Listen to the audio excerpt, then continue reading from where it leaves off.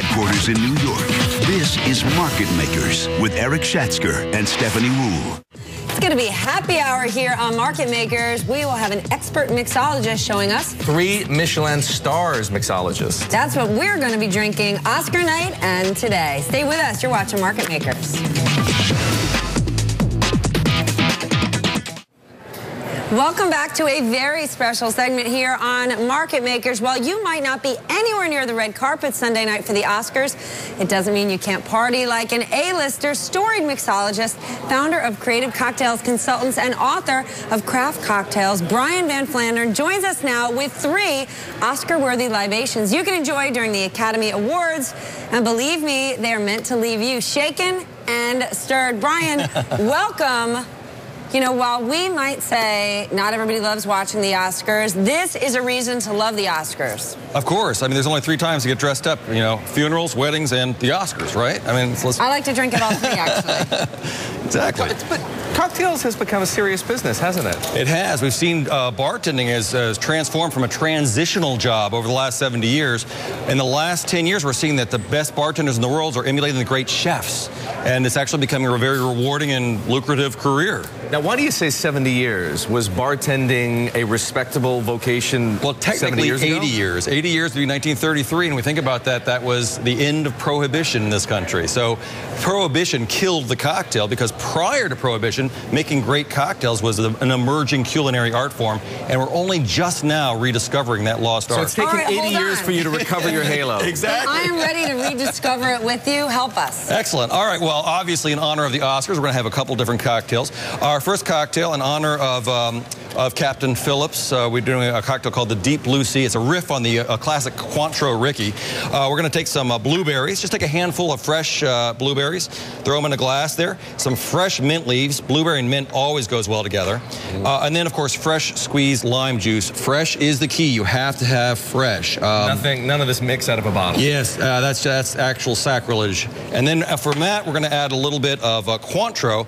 And normally, when we think of vodka, gin, tequila, and rum, Cointreau is a triple sec. It's the original triple sec, but it's 40% alcohol by volume, and it's made with sugar beet juice, or rather sugar beet sugar, as well as opposed to sugar cane sugar. Sugar cane sugar. Sugar beet's actually a cleaner, more crisp sugar. And then, of course, it uses macerated bitter and sweet oranges. And so that, with the fresh lime juice, is going to balance it out. And now we actually have a very nice and pleasant When did Cointreau become popular again? And is it threatening, vodka's bigger things that people drink every day? That is an old school libation. Yeah, it is. It was, it's been around for well over 100 years, since the 1800s. But it hasn't been popular in a few years. Well, you know what? Our grandparents used to drink it, but here's the thing. Nowadays, it's so chic to get back into those retro spirits, which were made of the highest quality before high fructose corn syrup, before artificial flavors and colors and all of that stuff. And it's actually really well made. It's a very well made distillate. So we're going to shake it up. Got to smile when you're shaking it. There you go. This is the cocktail moment. Bring it. We're ready. Get your hips in there. Yeah, there you go. So this is not the first time you've done this. And then what we're going to do. It is neither the first time I've had a drink or shaken my hips, so let's go. I want to add a little bit of, after we shake, we never do it before shaking, we're going to add a little bit of club soda or a little seltzer water. And finally, we're going to pour that back in and double strain into our glass. I'm excited, are you? Yes. This is a very, very tasty cocktail. Yeah. This is called the Deep Blue Sea, inspired by Captain Phillips? Exactly, right. And really, I think it's called that. Look. Oh, sorry. You know what? I'm going to let you. I call it now that I heard that being a bartender is such a coveted job, I'm trying to get my hand in here. If it's good enough for Tom Hanks, it's good enough for me. We really call it that because when you drink it, it's going to hijack your taste buds. So. All right. But All right, what's next? Delicious. That is delicious. It goes down easy, right? Delicious. All right, what's like next? A good cocktail. This next one, mixologists like to use big ice. So look at these big ice cubes. Love big ice cubes. And we want to do that because what it has is greater surface area. This is not that from one's your going average, in your drink. I mean, like, are you kidding me? Yeah. All right, let's roll. Angostura cocktail bitters. I'm making, it's normally 1 dash. We're going to do 2 dashes. What's this called? Oh, I'm sorry. Yeah, of course. This is called the. This is our Black Monday cocktail. In honor of the Wolf of Wall Street. Yes, of course, because of course Leonardo DiCaprio loses his job on Black Monday. So we go ahead and This is a quarter ounce, or rather a half an ounce of maple syrup. All right, maple syrup. There's a little sweetness to it. Canada's most famous export. And the key, we're going to use a really wonderful Barbados rum. This is the Mount Gay Black Barrel. They actually age it in extra thick charred whiskey casks. And it's Barbados is where the birthplace of rum is. This is a sugarcane molasses rum. And unlike other cocktails, like a good Manhattan or a whiskey, we want to stir our cocktail.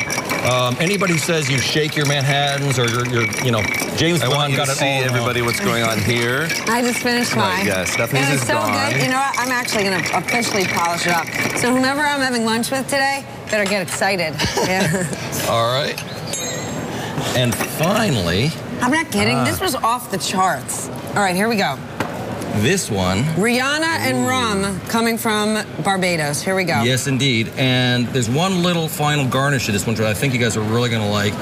We want to flame a little lemon peel over the top. All right. And what you do is, all you do is you cut off about a $1/2 size of lemon peel. And we're going to light a match. Oh. And what happens is, Leonardo DiCaprio, because he's so hot. we've got our fire extinguisher on standby. All we're going to do is we're going to flame the peels on top of there. Woo! And those oils are going to really increase the aromatics, and it's going to make this. Now get your nose in there. Go ahead and smell that. I'm smelling it. I'm not just smelling it, I'm drinking it. Yeah, drink it. Oh, yes. And you got All that right, big here we go. spherical ice cube in there, too. It's going to really taste. Barbados. Cheers, Good enough for Rihanna, good enough for me. Here we go. Last one, you've read. Wow. Yeah. I think I just got hair on my chest. I think that would.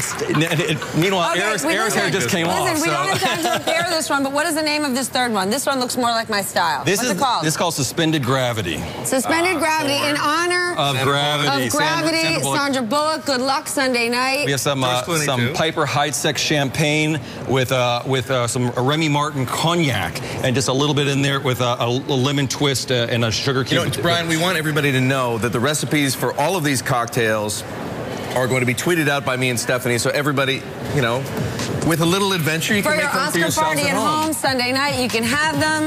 Listen, it looks like everybody's going to win big. Brian, thank you so much for joining us. The king of craft cocktails. Brian Van Stay with us. This is Market Makers on Bloomberg TV.